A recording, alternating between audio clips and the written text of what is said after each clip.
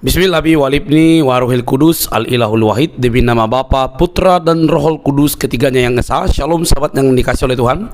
Berjumpa kembali dengan saya di channel ini. Terima kasih buat teman-teman yang selalu setia mendukung perkembangan channel dengan cara subscribe, like, comment, share.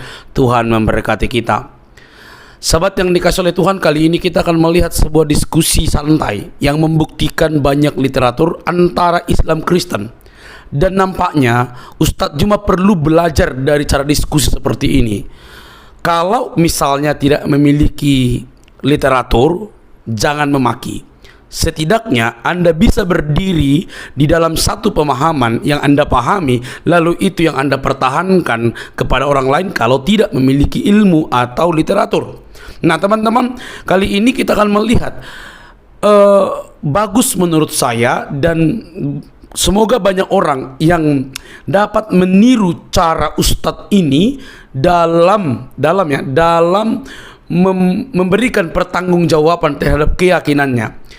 Dan apa yang direspon oleh apologetik Kristen ini merupakan langkah baik, bahwa apa yang sedang didiskusikan itu tidak pernah sama, teman-teman.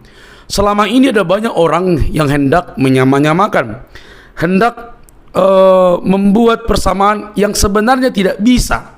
Dan kalaupun misalnya kita mau melihat dari titik sejarahnya, maka yang ada adalah teman-teman harus tunduk kepada yang lebih tua.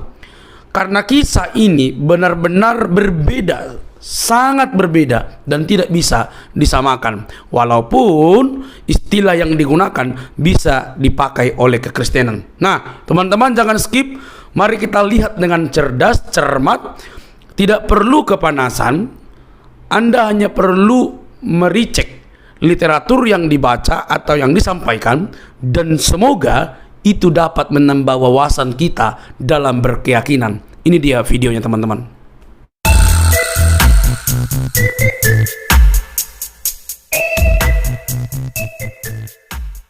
Pandangan Kristen, Yesus itu adalah juru selamat. Itu terdapat di Lukas 1 ayat 11 dan di Yesaya 43 ayat 11. Akulah Tuhan, tidak ada juru selamat lain selain aku. Ya. Jadi kalau Yesus, ada yang mengabarkan Yesus itu bukan Tuhan, itu udah beda dengan kami, ya. Dan kemudian dia lahirnya di Bethlehem, kemudian dia memiliki orang tua Yusuf dan Maria, orang tua duniawinya.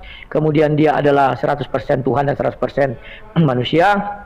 Dan yang pastinya kalau kita melangkah lagi, dia disalib, dikuburkan dan bangkit pada hari yang ketiga, naik ke atas surga, ya, naik ke langit dan disaksikan oleh banyak orang.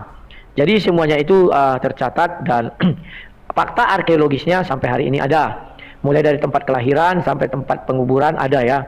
Secara arkeologis bisa dipertanggungjawabkan.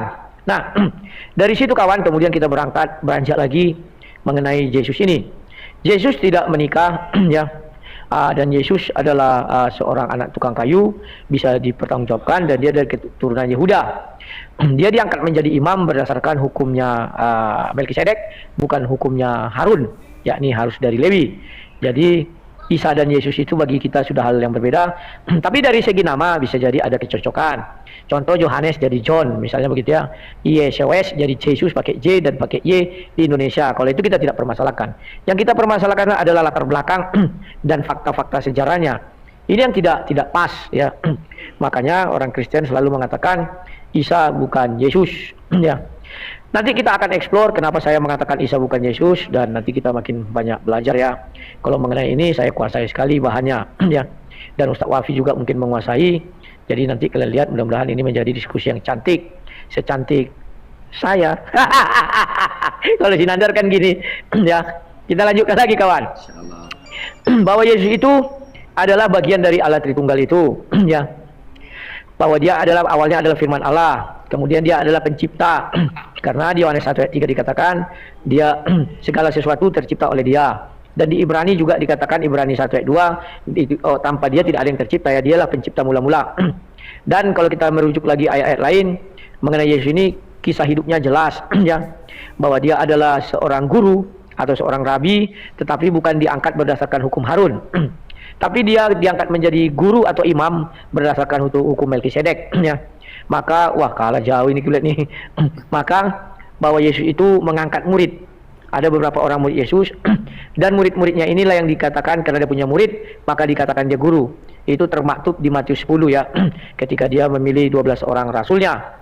Kemudian Yesus itu memang harus menderita sengsara dan pada akhirnya ditangkap oleh tentara, bukan tentara Romawi nangkap ya, tetapi orang-orang Farisi dan ahli Taurat. Kemudian diserahkan kepada tentara Romawi itu ya, dan dibawa ke Pilatus untuk dihakimi, diadili. Ternyata Pilatus tidak menemukan satu kesalahan pun dalam diri Yesus, maka dia lepas tangan ya.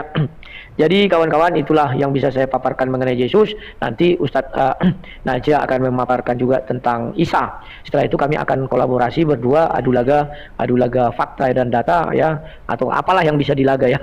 Itulah yang bisa saya sampaikan ya. Lebih dan kurangnya mohon maaf. Silakan Ustadz, habis ini giliran Anda setelah waktunya habis. Wah, menang si Ustadz ini babak pertama. Ayo kawan-kawan, semangat. Nanti karena saya sebentar iklan dulu. Saya lagi membangun gereja ya, jadi setiap hasil daripada diskusi ini selalu saya sumbangkan sebagian untuk pembangunan gereja itu. Oke Tat, silakan. Mantap. Oke. Sebentar. Ya, silakan. Bismillahirrahmanirrahim. Assalamualaikum warahmatullahi taala wabarakatuh. Sahabat muslimin yang dirahmati oleh Allah, pada kesempatan kali ini kita akan berbicara mengenai Yesus dan Nabi Isa. Tadi Mas Rudi sudah menyampaikan bahwa Yesus dan Nabi Isa itu berbeda. Untuk pertanyaan-pertanyaannya kita akan tanyakan di sesi selanjutnya. Sekarang kita prolog dulu teman-teman, bahwa Nabi Isa ini adalah putra dari Sayyidah Maryam. Beliau ada di tanah Kanaan. Dulu namanya Kanaan teman-teman. Kalau sekarang Pales ya. Pales tidak usah saya sebutkan nama lengkapnya, takut kena Bennett. Sekarang itu namanya Pales. Dan beliau lahir di Bethlehem. Bet itu rumah, lehem itu kalau dalam Ibrani artinya roti ya. Karena dulu di sana diceritakan bahwa di sana itu makannya memang umumnya roti, bukan nasi. Di Bethlehem lahirnya beliau. Dan Nabi Isa ini adalah Abdullah. Yang pertama hamba Allah. Yang namanya hamba ya berarti ciptaan teman-teman ya. Namanya juga hamba. Nah, kemudian Nabi Isa ini disebutkan beberapa kali di dalam Al-Quran. Yang pertama, Allah itu memuji ibu ya. Ibu beliau yang Allah puji. Itu tertulis di dalam surah Ali Imran ayat ke-42. Wa idh qalatil malaikatu ya Maryam. Ketika malaikat berkata, wahai Sayyidah Maryam, innallaha astafaki wa tahharaki wa astafaki ala nisa'il alamin. Sesungguhnya Allah telah memilih kamu wahai Maryam sebagai wanita yang suci. Allah menyucikan kamu dan melebihkan kamu atas wanita segala alam. Di saat itu Sayyidah Maryam menjadi wanita terbaik. Kemudian di dalam surah Ali Imran ayat ke-43-nya, ya Maryam uqnuti li rabbik wasjudi warka'i ma'ar raki'in. Wahai Maryam, taatlah kepada Tuhanmu, sujud dan rukuklah bersama orang-orang yang ruku. Maksudnya beribadah kepada Allah Subhanahu wa taala, tidak menyekutukan Allah Subhanahu wa taala. Dan bagaimana anjuran Nabi Isa kepada kaumnya pada zaman saat itu, teman-teman? Itu tertulis di dalam surah Al-Maidah ayat ke-72 ya. Laqad kafara alladziina qalu innallaha huwal masih ibnu Maryam. Telah kafir orang yang mengatakan bahwa Allah itu adalah putra Maryam. Wa qala al-Masih, saat itu Al-Masih, Nabi Isa mengatakan, ya Bani Israel, wahai Bani Israel, u'budullaha rabbi wa rabbakum. Sembahlah Allah yang dia adalah Tuhanku dan Tuhan kalian. Innahu may yusyrik billah, barang siapa yang menyekutukan Allah, maka faqad harramallahu alaihil jannah. Allah akan mengharamkan surga kepada dia. Wa ma'wahun nar, dan tempat kembalinya adalah neraka. Wa ma lidzalimina min ansar. Tidak ada penolong bagi orang-orang yang zalim, teman-teman. Nah, di sini bisa kita tahu bahwa Nabi Isa sebagai hamba Allah dan beliau adalah seorang nabi, seorang rasul, utusan Allah Subhanahu wa taala, maka tugas beliau adalah menyampaikan firman-firman Allah. Salah satu yang disampaikan adalah tauhid. Kata beliau tadi kan, u'budullaha rabbi wa rabbakum. Sembahlah Allah yang merupakan Tuhanku dan Tuhan kalian semua. Itulah Nabi Isa putra Maryam. Nah, kemudian di dalam Al-Quran juga tertulis bahwa Nabi Isa itu wajihan fid dunya wal akhirah. Nabi Isa itu terkemuka di langit dan di bumi. Maksudnya apa? Para ulama seperti Al-Imam Ibnu Katsir di dalam tafsirnya mengungkapkan, maksudnya wajihan fid dunya wal akhirah, bahwa Nabi Isa itu terkenal di dunia dan di akhirat, bahwa di dunia dia mendapatkan syariat dengan menjadi seorang rasul dari Allah, mendapatkan wahyu dari Allah, dan di akhirat beliau bisa mensyafaati umatnya, menolong umatnya yang taat kepada dia. Maka dari itu di sini kita harus fahami bahwa Nabi Isa ini sehebat apapun beliau tetap hamba Allah, ciptaan Allah. Makanya ketika Nasrani Najran berkata kepada Nabi Muhammad, "Wahai Nabi Muhammad, bagaimana pendapatmu tentang Isa putra Maryam?" Lantas Allah menurunkan ayat, "Inna mathala Isa 'indallahi kamathali Adam, khalaqahu min turab tsumma qala lahu kun fayakun." Sesungguhnya penciptaan Isa sama seperti Adam, sama-sama diciptakan dari tanah, lalu Allah mengatakan kun, jadilah, fayakun, maka akan terjadi apa yang dikehendaki oleh Allah Subhanahu wa taala. Mungkin itu dulu yang bisa kami sampaikan sebagai prolog pertama mengenai Nabi Isa di dalam agama Islam. Sekian. Guys, menang lagi. Wih, menang lagi Ustaz. Ya, kalau siang belum banyak penggemar nih, tapi udah 462 yang nonton. Tempatmu berapa Tat yang nonton? 3353. Menang aku jumlah penonton. Oke. Oke. Ya. Ya, terima kasih Tat. Kita sekarang membuktikan bahwa Isa bukan Yesus dan Yesus bukan Isa. Saya mulai mengutip dari surah 19 ayat 16. Di sana dikatakan, dan ceritakanlah wahai Muhammad kisah Maryam ketika dia mengasingkan diri ke timur Baitul Maqdis. Ya. Jadi Ustadz kalau mengatakan Bethlehem itu satu kekeliruan karena Bethlehem itu selatannya Baitul Maqdis. Bukan timur. Timur Baitul Maqdis itu menuju ke arah Iran atau ke Arab Saudi itu ya. Timur sebelah kanan, utara itu atas ke bawah selatan. Jadi kalau saya ini adalah Yerusalem, Baitul Maqdis, di saya itu lahir ke arah kaki saya ini atau selatan. Selatannya itu Bethlehem. Tapi yang menurut Al-Qur'an ke kanan, yakni timur, ya. Jadi di situ sudah tidak ada kecocokan.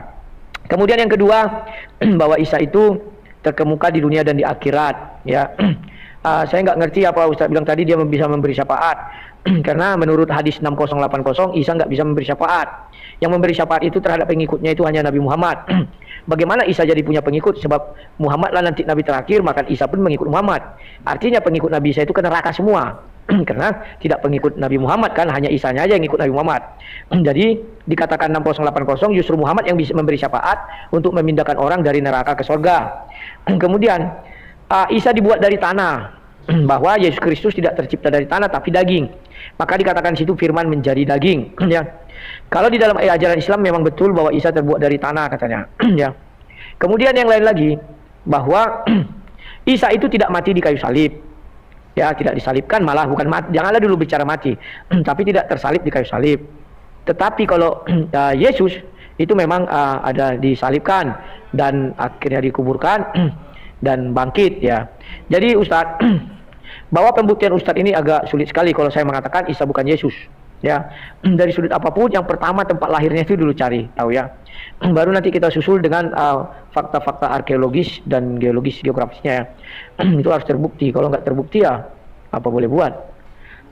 Kemudian yang paling menarik lagi, bahwa Isa menubuatkan kedatangan seorang nabi yang bernama Ahmad di surah 61 ayat 6 ya kan. Sementara Yesus tidak ada menubuatkan itu. Kemudian ayahnya daripada Maryam itu adalah Imran. Imran itu kalau di dalam Bible namanya Imran. Dia memiliki anak Harun, Musa dan Miriam ya. Jadi itu pun sudah berbeda. Kalau di kami ayahnya si Maria siapa namanya lupa, Eli ya. Jadi itu sudah dua hal yang berbeda. Jadi ini mengenai itu tidak sama. Kemudian yang paling unik lagi bahwa Maryam tidak memiliki suami, sementara Maria memiliki suami namanya Yusuf ya. Karena di dalam tradisi Yahudi harus memiliki suami dan istri baru bisa masuk ke Bait Allah. Dan yang paling menarik lagi bahwa Yesus disunat umur 8 hari, sementara Isa tidak disunat. Tetapi ada dalam ajaran Islam bahwa Isa disunat sejak dari dalam rahim. Saya nggak tahu kebenarannya bagaimana yang membuktikannya ini. Sama dengan Muhammad jadinya. Muhammad juga katanya disunat dari dalam rahim. Apakah untuk mencari remis sehingga Isa harus disunat dari dalam rahim? Faktanya dia adalah seorang keturunan Yahudi yang disunat umur 8 hari. Itu pun sudah sangat-sangat berbeda ya. Kemudian tidak ada dijelaskan di dalam Quran Isa ini mengajar di dalam Bait Allah atau Isa mengajar di sinagog, nggak ada ya. Jadi itu sudah jauh berbeda. Bahwa Isa adalah Isa, Yesus adalah Yesus ya. Dan yang paling unik, kenapa orang-orang Muslim selalu ingin Isa itu adalah Yesus? Ini sangat menjadi misteri, ya kan? Sementara kami tidak pernah berharap Yesus itu adalah Isa. Karena kami tidak mau menuhankan manusia. Kalau Isa itu adalah Yesus, betul kami menuhankan manusia ya. Terima kasih Tat. Alah, kalah lagi Tat. Iya, kalau penonton banyak seksi. Kalah terus aku nih. Sampai 10 kali pun kita tanding kalah terus aku nih Tat. Sudah. Terima kasih Pak Peniel ya. Buat Tat. Aku sekali mencet Tat. Siapa tahu aku bernasib kali ini Tat. Ya. Ya, silakan Tat. Oke, bismillahirrahmanirrahim. Jadi tema pada hari ini teman-teman kan antara Yesus dengan Isa. Di sini saya melihat Mas Rudi Yohanes menfokuskan dalilnya itu kepada perbedaan antara penulis ya.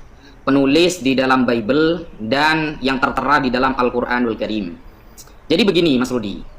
Saya awalnya mengutip pendapat Ibu Rita Wahyu di dalam Sarapan Pagi Biblika bahwa beliau menulis Isa dan Yesus itu sama. Cuma karena penulisnya berbeda dalam kitab suci, maka menimbulkan perspektif yang berbeda. Itu kata Ibu Rita Wahyu. Mas Rudi Yohanes tidak perlu setuju juga kepada beliau. Cuma minimal ada orang Kristen yang berpengaruh, yang memiliki kehebatan dalam bahasa Ibrani dan Yunani, memiliki kehebatan dalam sejarah, dan memiliki website resmi namanya Sarapan Pagi Biblika yang mengakui bahwa Isa dan Yesus itu sama. Nah, minimal ada orang Kristen, berarti orang Kristen ini tidak sepakat atas ketidaksamaan Isa dan Yesus. Minimal seperti itu. Meskipun Mas Rudi nanti akan menolak siapa Ibu Rita Wahyu, tidak mewakili kami. Oke, tidak apa-apa. Tapi minimal itu bukan menjadi kesepakatan antara umat Kristen bahwa Isa dan Yesus itu berbeda. Kemudian banyaknya gereja-gereja yang tertulis Isa Al-Masih. Nah, Isa ini kan dari kata Yesua. Ya, dalam Ibrani atau Aramaik kalau nggak salah, itu kan kalau dijadikan bahasa Arab, maka huruf iya yang di awal itu ditaruh di terakhir, kan begitu. Menjadi Aisu.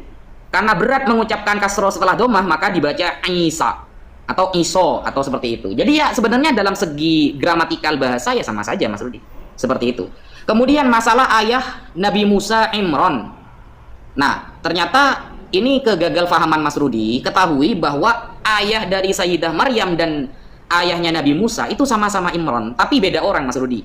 Disebutkan di dalam kitab Qasasul Anbiya yang ditulis oleh Al-Imam Ibnu Katsir Ad-Dimashqi bahwa Nabi Musa itu memang ayahnya namanya Imran. Musa bin Imran bin Qahif bin Azir bin Lewi bin Yakub bin Ishak bin Ibrahim alaihi salam. Begitu. Tapi kalau Sayyidah Maryam beda. Maryam binti Imran binti Bashim bin Amun. Nah, bin Bashim bin Amun. Nah, jadi memang ada terdapat dua nama Imran tapi beda orang. Antara ayahnya Nabi Isa dan Nabi Sayyidah Maryam itu sama-sama Imran tapi memang beda orang. Nggak sama memang nggak sama. Nah, lalu perbedaan salah satunya yang Mas Rudi sebutkan. Oh iya, tadi Mas Rudi sempat mengatakan begini. Gimana ini katanya Nabi Isa itu bisa mensyafaati di hari kiamat, memberi syafaat pertolongan. Padahal di dalam keterangan lain Islam mengungkapkan yang memberi syafaat hanya Nabi Muhammad. Nah, Nabi Muhammad mengatakan Mas Rudi, kullu liwa'i bani Adam tahta liwa'i. Jadi semua bendera bani Adam, anak keturunan Adam, semua akan ada di bawah benderaku yaumal qiyamah wala fakhra. Ini bukan merupakan kesombongan kata Nabi Muhammad, memang kenyataannya seperti itu. Dan Nabi Muhammad orang pertama yang diberikan izin untuk memberi syafaat kepada manusia. Orang kedua, ketiga setelahnya bisa. Makanya Nabi Muhammad mengatakan yashfa'u yaumal qiyamah thalathah. Orang yang bisa mensyafaati nanti di hari kiamat ada tiga. Yang pertama al-ulama, para ulama. Dua al-anbiya, para nabi. Yang ketiga asyuhada, orang-orang yang mati syahid. Yang pertama kali baru Nabi Muhammad SAW yang pertama kali. Begitu ya. Nah, kemudian itu kalau memang Mas Rudi berusaha menyamakan, ini ada pertanyaan dari saya Mas Rudi. Kalau memang berusaha membedakan ya antara Nabi Isa dengan Yesus.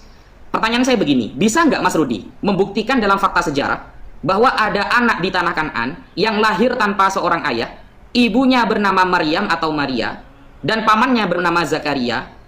Itu ada nggak? Bisa nggak membuktikan? Atau gini saja, simpelnya, bisa nggak Mas Rudi membuktikan di tanah Kan'an ada anak yang lahir tanpa ayah?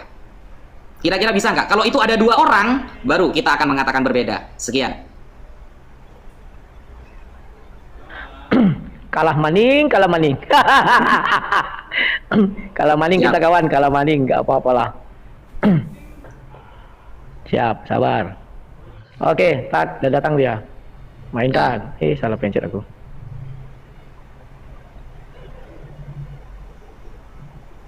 Oke, mulai.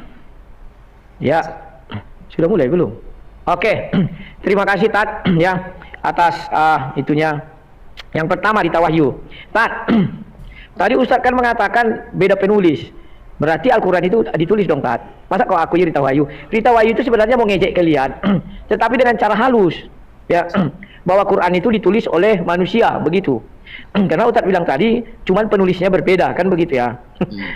Kemudian, Tat, mengenai Imran dan Imron itu, Imran ada nama Imran 2, ada nama Imron 100 pun tidak masalah, Tat. Tetapi ada ayat lain di surah 19 itu, kalau nggak salah aku mulai dari 28 ke bawah itu dikatakan ai saudara Harun. Jadi dia merujuk kepada saudara Harun. Harun itu dari garis keturunan Lewi, maka Maryam itu dari garis keturunan Lewi. Sementara Maria itu dari keturunan Yehuda. Kalau yang di kami, Tat, jadi garisnya sudah berbeda.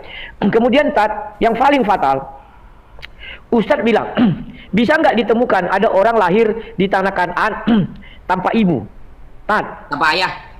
Tanpa ayah. Pahami dulu, Tat, bahwa Isa itu bukan lahir di Kanaan, tapi timur Baitul Maqdis, itu ke Irak, ke Iran, ke Arab Saudi. Itu peta, lihat, Tat, jangan sampai keliru. Ya. Kalau di kami ke selatan, yakni Bethlehem, bukan Kanaan. Itu yang pertama.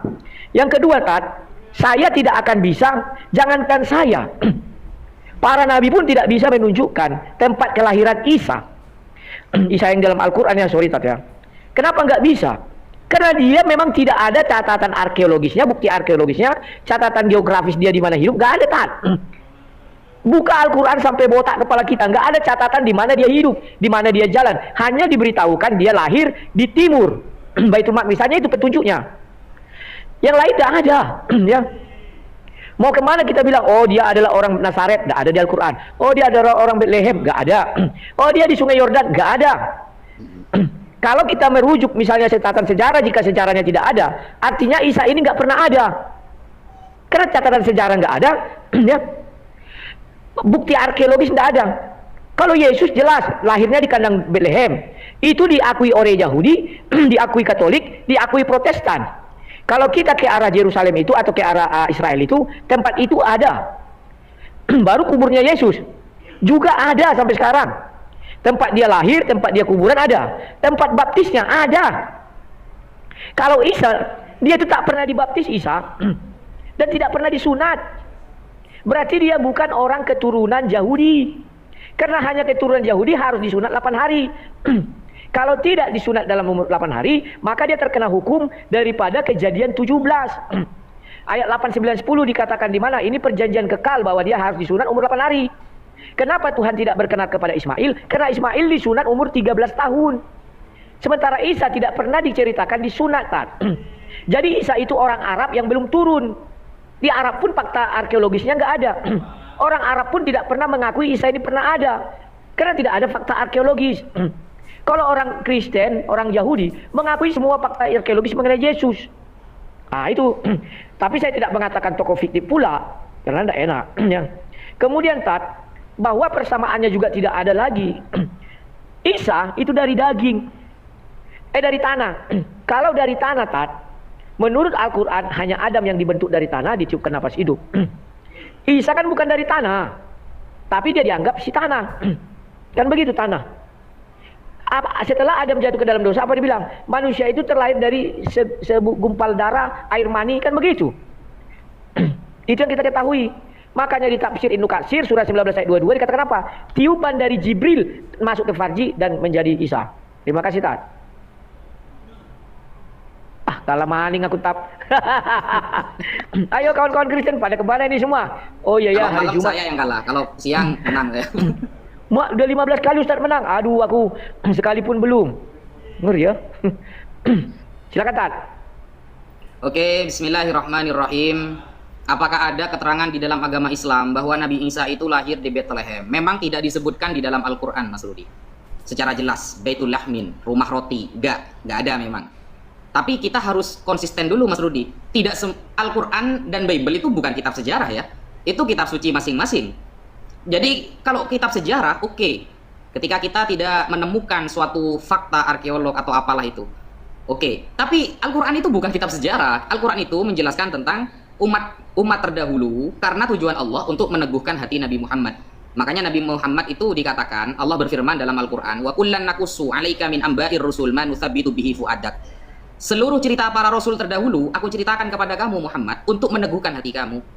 Itu, jadi bukan kitab sejarah. Kemudian apakah ada kalau di hadis? Kalau di hadis ada, Mas Rudi. Ketika Nabi Muhammad diisra mi'rajkan oleh Rasulullah, oleh Allah ya. Nabi Muhammad diisrakan oleh Allah minal Masjidil Haram ilal Masjidil Aqsa, dari Masjidil Haram ke Masjidil Aqsa. Nah, saat sampai ke Bethlehem, Nabi Muhammad itu disuruh sholat oleh malaikat Jibril. Disuruh sholat 2 rakaat. Nah, ketika disuruh sholat, malaikat Jibril bertanya kepada Nabi Muhammad, kamu tahu nggak Muhammad, ini tempat apa?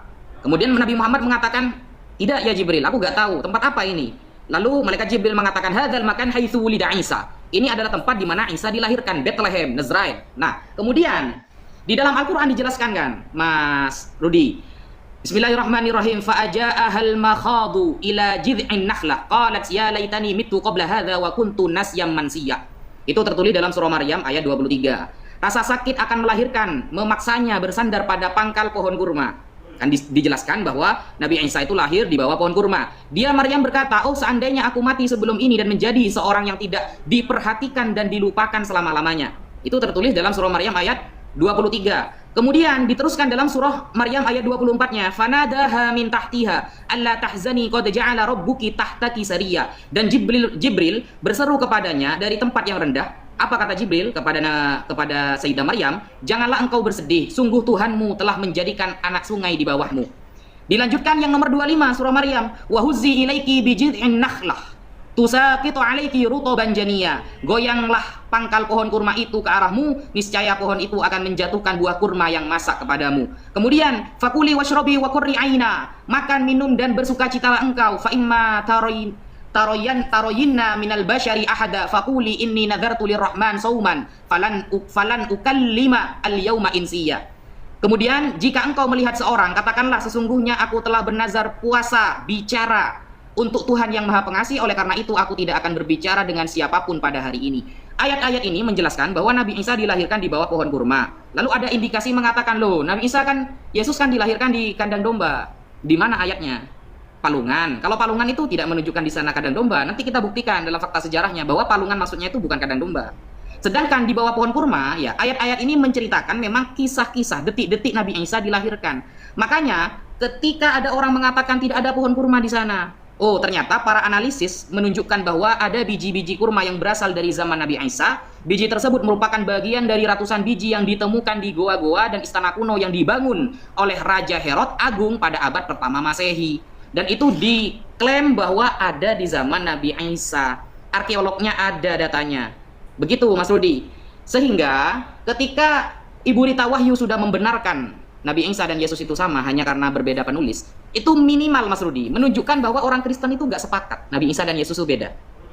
Buktinya kalau kita ke Mesir, ya Mesir, saya punya Bible yang berbahasa Arab asli dari Mesir Kairo. Mereka setuju Nabi Isa dan Yesus sama gitu loh. Berarti nggak sepakat umat Kristen. Gitu Mas Rudi, sekian. Kalah terus aku kawan, 16 kali kalah. Bangkit, ayo wake up. Kalah terus enggak seru nih. Win 16 kali. Waduh, sekali pun enggak pernah aku menangnya. Aduh. Padahal yang nonton 974. Oke lah, mungkin enggak orang TikToker semua. Ya. Oke, terima kasih Tat ya. Saya langsung tancap gas saja Tat. Ya. Bahwa saya mulai dari Ustadz mengatakan bahwa Al-Quran itu bukan kitab sejarah tetapi Allah menceritakan. Berarti Al-Quran kitab cerita. Kan begitu Tat. Juga Ustadz tak terima. Lantas Al-Quran ini kitab apa? Kalau orang Sikores bilang kitab informasi. Aduh, memangnya itu Yellow Pages? Kan lain-lain Tat. Di dalam Al-Quran ada sejarah, tetapi nggak lengkap. Contoh sejarah Musa, sejarah Nuh. Al-Quran itu juga kitab sejarah. Karena Tuhan ingin menceritakan yang kejadian masa lampau, itu kan sejarah masa lampau itu.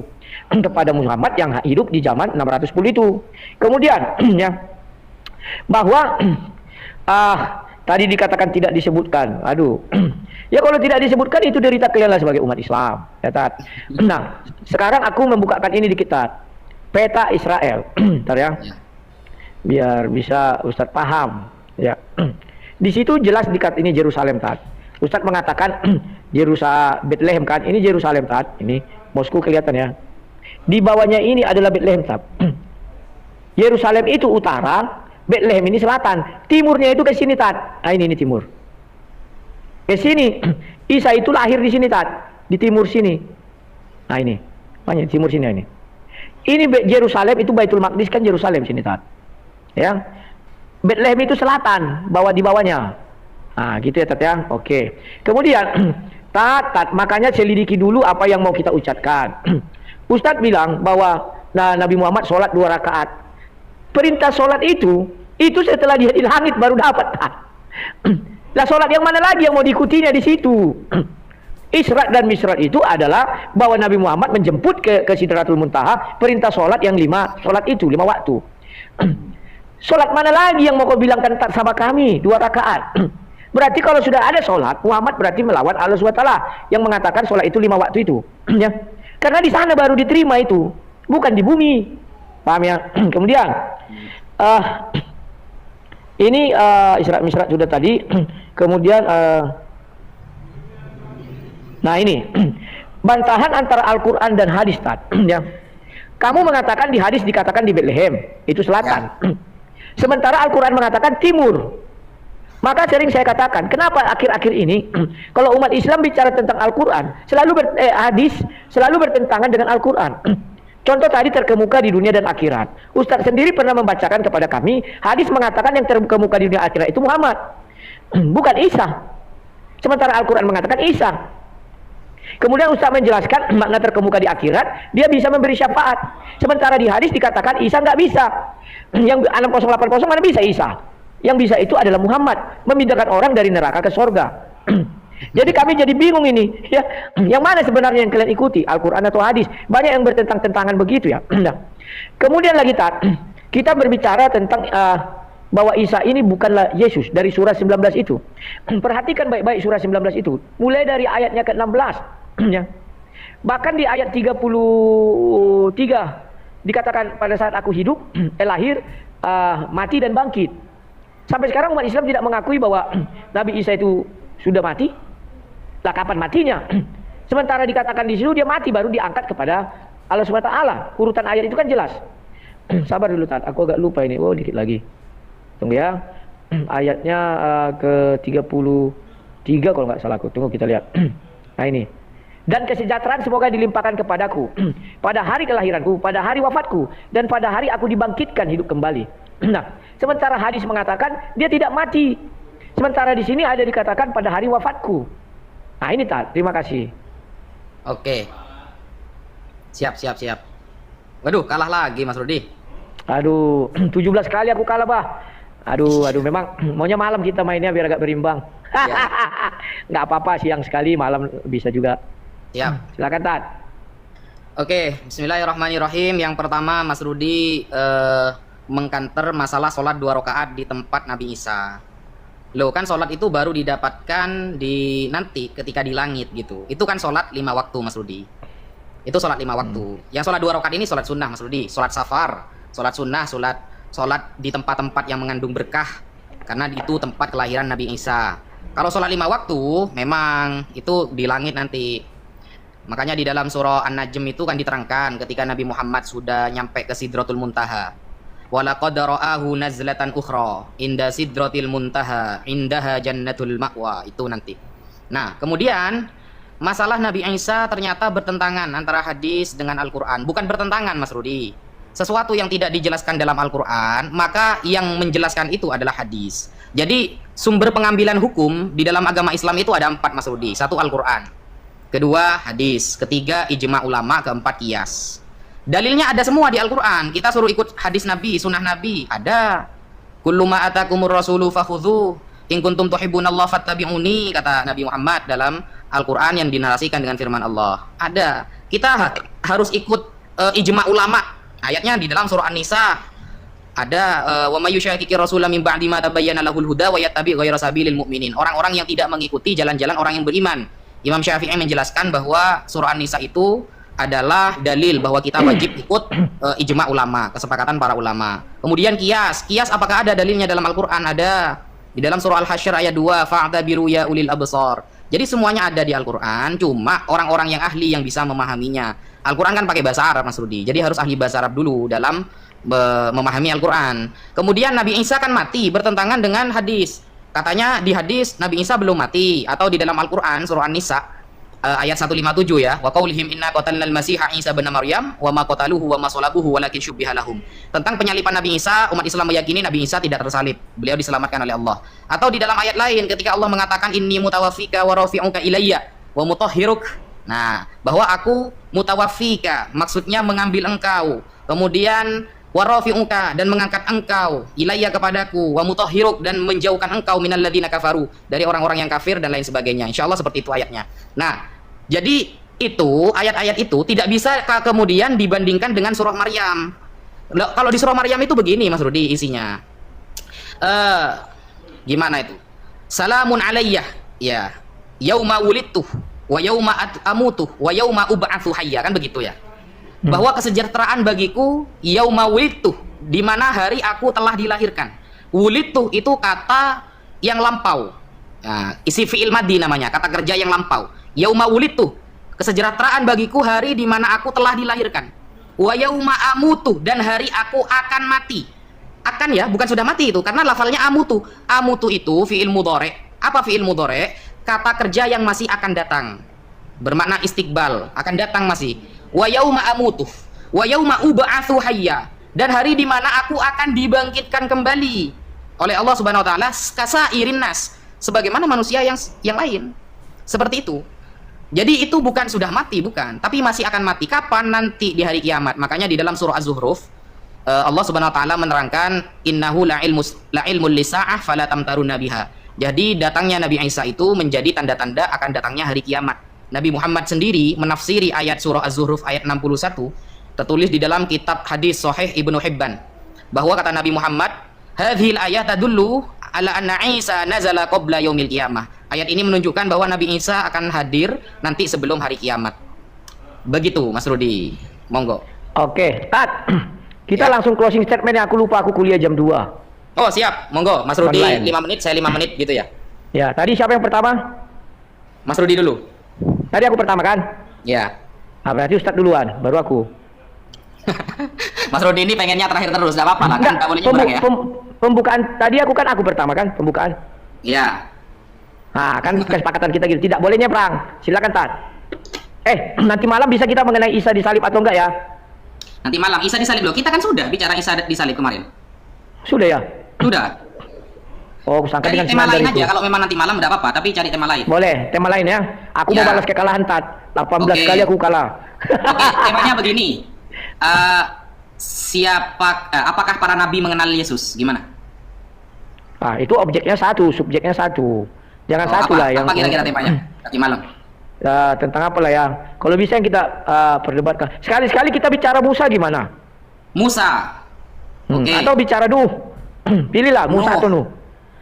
Waduh, sedikit kalau di Al-Quran keterangan Nabi Nuh. Kalau Musa, enak. Musa banyak. Oke, Musa ya. Musa dalam ini perspektif Isa agama gitu Yesus. Ya, Musa. Oke, Tat, silakan Tat. Oke. Ini 5 menit bagi 2 saja ya, kan ini penutupan. Ya, boleh silakan bagi 2. Oke, Bismillahirrahmanirrahim. Closing statement saya di sini teman-teman, bahwa di dalam Islam kita itu tidak meyakini ada sesosok Tuhan selain Allah Subhanahu wa taala. Tidak ada orang yang memiliki unsur keilahian, ketuhanan selain Allah Subhanahu wa taala. Hanya Allah yang memiliki ketuhanan itu, uluhiyah, rububiyah dan lain sebagainya. Semuanya hanya ada kepada Allah Subhanahu wa taala. Makanya di dalam surah Al-A'raf ayat 188, di sana secara tegas Allah berfirman, "Qul la amliku li nafsi naf'an wala dharran." Katakan wahai Muhammad bahwa diri kamu tidak bisa memberi manfaat, tidak bisa memberi bahaya, illa masya Allah, kecuali atas kehendak Allah. Dan Nabi Muhammad juga memperingatkan kita, la tatruni kama atortan nasara ibna Maryam. Janganlah kalian terlalu memuliakan aku sebagaimana orang Nasrani memuliakan ibnu Maryam, yaitu Nabi Isa. Kita tidak pernah mengakui ketuhanan yang ada pada diri Nabi Isa. Sebagaimana ayat yang sudah disebutkan, inna mathala Isa indallahi kamathali Adam. Nabi Isa dan Nabi Adam sama-sama diciptakan min turab, dari tanah. Khalaqahu min turab tsumma qala lahu kun fayakun. Allah mengatakan kun jadilah, maka akan jadi. Sehingga apapun kelebihan Nabi Isa, apapun mukjizat Nabi Isa, itu hasil pemberian dari Allah Subhanahu wa taala tanpa menuhankan beliau, tanpa mengatakan ada sisi ketuhanan dalam diri beliau. Terakhir, dari kami bahwa Nabi Isa ini teman-teman pernah mewasiatkan yang tertulis di dalam Qasasul Anbiya, ya, cerita-cerita para nabi yang ditulis oleh Imam Ibnu Katsir, bahwa beliau pernah memberikan wasiat nanti di akhir zaman akan ada nabi terakhir yang keluarnya dari Arab. Nah, itu, dan aku adalah nabi terakhir dari kalangan Bani Israel. Itu tertulis dalam kitab Qasasul Anbiya, cerita para nabi yang ditulis oleh Imam Ibnu Katsir Ad-Dimashqi. Mungkin itu dulu yang bisa Al-Fakir sampaikan, kurang lebihnya mohon maaf. Wassalamualaikum warahmatullahi taala wabarakatuh. Monggo. Ya, terima kasih Tat. Ya, kawan-kawan, kita sudah sampai di pada penghujung ya. Jadi kalau dalam ajaran Kristen, Yesus itu memiliki keilahian. Karena di Lukas 1 ayat 11 dikatakan bahwa telah lahir bagimu juru selamat. Maka di Yesaya 43 ayat 11 dikatakan, akulah Tuhan, tidak ada juru selamat selain aku. Di dalam ajaran Kristen, Tuhan juga pernah mengangkat manusia menjadi Tuhan, yakni Musa di Keluaran 7 ayat 1. Ini menandakan bahwa kuasa Tuhan itu tidak terbatas. Bahkan dia bisa mengangkat manusia menjadi Tuhan, ya. Jangankan hanya mengutus dirinya sendiri, mengangkat manusia menjadi Tuhan juga bisa. Nah, kemudian berbicara dengan Yesus adalah fakta real. Kenapa dibilang fakta real? Karena dia ada catatan sejarahnya ada, letak geografisnya ada, dan arkeologisnya ada. Jadi dia bukan sosok yang fiktif, tetapi memang ada orangnya, ya. Kalah lagi aku, sudah 900 Ustaz. Nggak apa-apa lah. Jadi kawan-kawan, itulah yang kita hadapi saat ini, bahwa Yesus ini ternyata ada dua. Yang satu Yesus Barabas, yang satu Yesus yang adalah Kristus. Yesus Barabas ini kisah hidupnya kita nggak tahu. Maka Yesus Barabas ini betul dia tidak disalib dan tidak disalibkan, dia diganti dengan yang diserupakan yang namanya Yesus adalah Kristus. Kalau di kemudian hari Yesus Barabas ini menjadi nabi, bisa jadi, kita nggak tahu ya. Tapi yang milik kita adalah Yesus yang adalah Kristus. Yesus yang adalah Barabas itu mungkin milik orang lain yang kita tidak ketahui, karena Yesus yang adalah Barabas tidak mati disalib, ya. Jadi itulah, kalau itu kita ikhlas, kita ikhlaskan, silakan ambil Yesus Barabas, mau 10 kayak Yesus Barabas kau ambil, silakan, ya. Kemudian kawan-kawan, mohon maaf kalau ada kata-kata yang salah, dan mohon maaf ini agak kami percepat dikarenakan saya harus kuliah. Maklumlah ya, mengambil kuliah hukum jam 2, sekarang sudah jam 2:03, saya telat-telat dikit, tidak apa-apa. Hari ini kita kalah kawan-kawan ya, PK nanti malam kita balas Ustadz Wafi. Oke, Tat, sampai jumpa nanti ya. malam temanya Musa. Ya, agak cepat bisa kita, jam 7:45. Oke, bisa. Ya, siap. Oke, Tat, sampai jumpa. Baik teman-teman dikasih oleh Tuhan, kita sudah mendengar diskusi dari awal hingga akhir. Pantas untuk diberikan nilai baik untuk mereka berdua. Kenapa? Karena mereka tidak membuat kata-kata atau memberikan kata-kata makian, hujatan seperti yang ditampilkan oleh beberapa dari polemikus, teman-teman. Kita tidak mendengar hujatan, tidak mendengar kata-kata yang sedikit buruk, tidak ada. Semua mempertahankan dalil mereka dengan baik. Sekalipun sebenarnya tidak ditemukan titik pertemuan antara yang dibahas. Yang dibahas satu oknum dalam perspektif umum, tapi kalau kita teliti perbedaannya sangat-sangat luas. Perhatikan, perbedaan ini bukan untuk diperuncing, tapi untuk saling menghargai keyakinan kita masing-masing. Nah teman-teman yang dikasih oleh Tuhan, saya mau katakan pertama, bagi polemikus yang sering membahas Alkitab, kekristenan, belajarlah dari Ustadz ini. Dia sedang mempertahankan keyakinannya, tapi tidak juga dengan memburuk-burukkan keyakinan orang lain. Dia sedang membahas Quran, membahas Isa, membahas hadis, membahas tafsir hadis, membahas fatwa ulama. Tapi ketika dia ditanya atau disodorkan data untuk membantah, dia tidak menjelekkan lawan debatnya. Itu satu nilai adab yang harus kita miliki. Karena kalau seseorang itu memiliki pengetahuan secara akademik, dia tidak akan mudah mengeluarkan kata-kata hujatan, makian dari mulutnya terhadap perbedaan pandangan. Nah itu yang kita tidak temukan dari seorang Ustadz Zuma yang selama ini banyak berkuar-kuar tentang kekristenan, bahkan lebih sering membahas kekristenan dan mengeklaim dia seorang gurunda, tapi justru ditemukan selalu membalas hujatan, makian kepada orang-orang yang berseberangan dengan dia.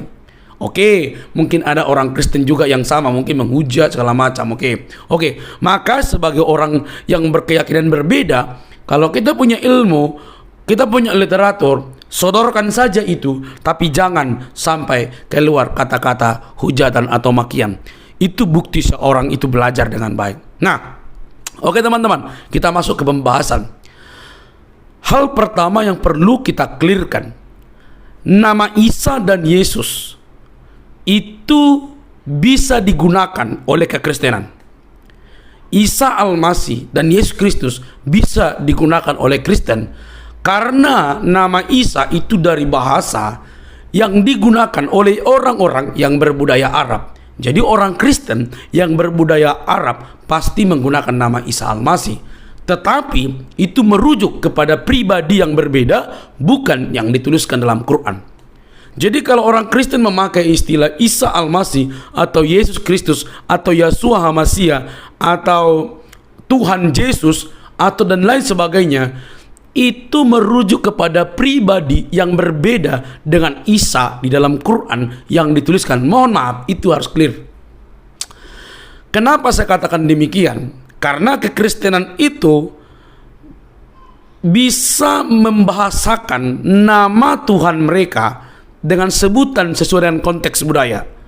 Ini bukan lagi rahasia, karena Tuhannya orang Kristen itu mewahyukan diri melalui budaya, dalam konteks budaya pada zaman itu. Dia datang kepada orang Ibrani, dia berbahasa Ibrani, dia diterjemahkan dalam bahasa Ibrani. Dia datang kepada orang Batak, maka diterjemahkan dengan Tuhan Yesus. Dia datang dengan ke bahasa Indonesia Yesus Kristus. Dia datang kepada orang Inggris, dia terjemahkan menjadi Jesus Christ dan lain sebagainya. Kenapa? Supaya orang-orang yang membaca nama dia, orang yang berbudaya itu ngerti. Jadi yang ditekankan adalah supaya apa yang dinubuatkan, apa yang dituliskan, apa yang disampaikan itu benar-benar clear, dimengerti. Maka kalau orang Kristen memakai Isa Al-Masih atau Yesus Kristus, tidak usah heran, tidak usah bantah. Yesus Kristus atau Isa Al-Masih yang digunakan itu merupakan Isa Al-Masih yang berbeda dengan standar atau yang dituliskan dalam Quran. Itu harus clear. Jadi kalau ada orang Kristen memakai dalam gerejanya gereja Isa Al-Masih, yang gak usah repot lah, gak usah dikorek-korek lah. Itu maksudnya bukan kepada Isa Al-Masih yang dituliskan dalam Quran. Yang kedua, sejarah yang berbeda. Ini penting. Sejarah yang berbeda. Nama boleh sama, tetapi sejarahnya bisa berbeda. Kalau Ustadz tadi berkata Isa dalam Quran diciptakan dengan kun fayakun, ya, maka Yesus tidak diciptakan seperti itu. Itu harus beres. Yesus lahir dari Maria, meminjam rahim Maria. Oke? Itu makanya dikatakan dalam Lukas 2 ayat 11, hari ini telah lahir bagimu Kristus Tuhan di kota Daud. Itu pernyataan malaikat. Jadi bukan kun fayakun atau jadilah gitu. Enggak. Jadi apa yang disampaikan oleh ustadz tersebut merupakan standar atau tulisan dalam Quran, dan itu kita hargai. Artinya Isa yang di dalam Islam dengan Isa Yesus Kristus, Isa Al-Masih, itu dua pribadi yang berbeda. Dari latar belakangnya, dari keluarganya, dari kehidupannya, dari usianya, dari mujizatnya, dan lain sebagainya. Itu harus clear. Oke?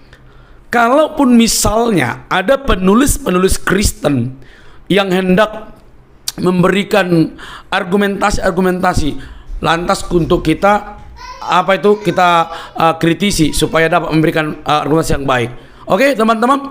Jadi Isa atau Yesus pertama itu bisa digunakan orang Kristen. Ini bukan sesuka hati, karena Kristen itu sudah jelaskan tadi. Tetapi kalau backgroundnya atau latar belakangnya, apalagi kalau dikatakan Yesus diciptakan dan segala macam, itu sudah berbeda. Karena Yesus tidak pernah diciptakan, melainkan dia lahir dari seorang perempuan, Maria. Itu sudah dinubuatkan dalam Kejadian, dan itu jelas dan clear. Dari kehidupannya, dari perjalanan kehidupan Yesus dengan Isa itu berbeda. Dari penyalibannya berbeda. Yesus disalib. Isa dalam Kristen itu disalib, tapi Isa Al-Masih atau Isa alaihissalam dalam Quran menurut Ustadz tadi tidak disalib, tidak mati, melainkan diangkat. Nah, itu dua hal yang berbeda. Jadi dari sini kita clear bahwa kekristenan bisa menggunakan nama Isa Al-Masih dalam konteks budaya, tetapi dia juga bisa menggunakan Yesus Kristus, karena memang Yesus datang ke dalam budaya, ke dalam sejarah manusia, supaya dapat dimengerti dengan baik. Itu tujuannya. Oke, teman-teman, mari cerdas, tidak perlu kepanasan, karena ini bentuk ilmiah dari berkeyakinan. Dia berdiri dalam sejarah, pelaku sejarah, dibuktikan dengan sejarah, arkeologiknya ada, dan semuanya lengkap terang menderang. Tinggal Anda meyakini yang mana. Oke, saya tetap menghormati keyakinan saudara, tetapi yang mau saya katakan adalah Yesus yang dituliskan, Isa Al-Masih yang dituliskan dalam konteks budaya Arab untuk orang Kristen, itu berbeda dengan Isa alaihissalam yang dituliskan dalam konteks Arab untuk umat Muslim.